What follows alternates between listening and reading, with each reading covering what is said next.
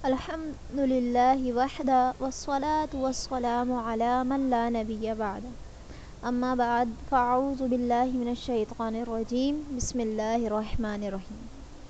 معزز سامعین، السلام علیکم ورحمۃ اللہ وبرکاتہ۔ اکثر ہماری خواتین بہنیں یہ سوال کرتی ہیں کہ قرآن کریم میں اللہ تبارک و تعالی نے حوروں کا تذکرہ فرمایا ہے۔ یہ بھی علماء سے سنتے رہتے ہیں کہ نیک مردوں کو جنت میں حوریں ملیں گی، تو نیک و صالح اور پاک باز خواتین کو کیا ملے گا؟ تو بے شک اللہ تبارک و تعالی نے قرآن کریم میں 4 مقامات پر صراحت کے ساتھ حوروں کا تذکرہ فرمایا ہے۔ اللہ تبارک و تعالی سورۃ الدخان آیت نمبر 51 تا 54 میں ارشاد فرماتا ہے: ان المتقین فی مقام امین فی جنات وعیون یلبسون من سندس واستبرق متقابلین کذالک وزوجناہم بحور عین۔ یعنی بے شک ڈر والے امن کی جگہ میں ہوں گے، باغات اور چشموں میں باریک اور موٹے ریشم کا لباس پہنے ایک دوسرے کے آمنے سامنے بیٹھے ہوں گے۔ یوں ہی ہوگا اور ہم نہایت سیاہ اور روشن بڑی آنکھوں والی عورتوں سے ان کا نکاح کر دیں گے۔ دوسرے مقام پر اللہ تبارک و تعالی سورۃ الطور آیت نمبر 20 میں ارشاد فرماتا ہے: متکئین علی سرر مصفوفہ وزوجناہم بحور عین۔ یعنی وہ قطار در قطار بچھے ہوئے تختوں پر تکیہ لگائے ہوئے ہوں گے اور ہم نے بڑی آنکھوں والی حوروں سے ان کا نکاح کر دیا۔ اسی طرح اللہ تبارک و تعالی سورۃ الرحمن میں آیت نمبر 72 میں ارشاد فرماتا ہے: حور مقصورات فی الخیام۔ یعنی خیموں میں پردہ نشیں حوریں ہیں۔ اور سورہ واقعہ آیت نمبر 22 اور 23 میں اللہ تعالی ارشاد فرماتا ہے: وحور عین کامثال اللؤلؤ المکنون۔ یعنی بڑی آنکھوں والی خوبصورت حوریں جیسے چھپا کر رکھے ہوئے موتی ہوں۔ معتبر اور مستند تفاسیر میں احادیث اور روایات کے حوالے سے حوروں کے متعلق جو تشریح ہے وہ بھی ملاحظہ فرمائیں۔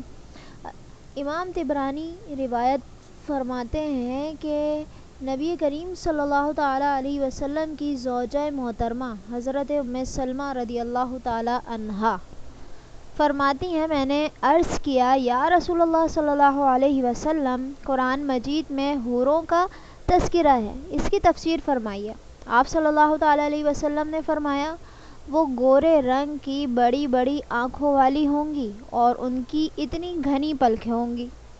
میں نے عرض کیا یا رسول اللہ صلی اللہ علیہ وسلم، قرآن کریم کی آیت کأنہن الیاقوت والمرجان کی تفسیر بیان فرمائیں۔ آپ نے فرمایا: جیسے صدف میں موتی صاف اور شفاف ہوتا ہے جس کو کسی نے چھوا تک نہ ہو، وہ اس طرح صاف اور غیر کے لمس اور مس سے پاک ہوں گی۔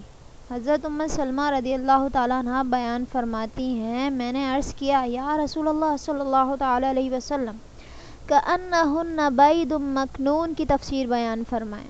آپ نے فرمایا: ان کی جلد اس طرح ہوگی جیسے انڈے کے چھلکے کے اندر لپٹی ہوئی باریک جھلی ہوتی ہے۔ بیان فرماتی ہیں کہ میں نے عرض کیا یا رسول اللہ صلی اللہ علیہ وسلم، دنیا کی عورتیں؟ آپ نے فرمایا صلی اللہ علیہ وسلم، دنیا کی عورتیں حورین سے اس طرح افضل ہوں گی جس طرح ظاہر باطن سے افضل ہوتا ہے۔ حضرت ام سلمہ رضی اللہ تعالیٰ عنہ فرماتی ہیں: میں نے عرض کیا یا رسول اللہ صلی اللہ تعالی علیہ وسلم، اس فضیلت کا سبب؟ آپ نے فرمایا: اس فضیلت کا سبب ان کے روزے اور ان کی نمازیں ہیں۔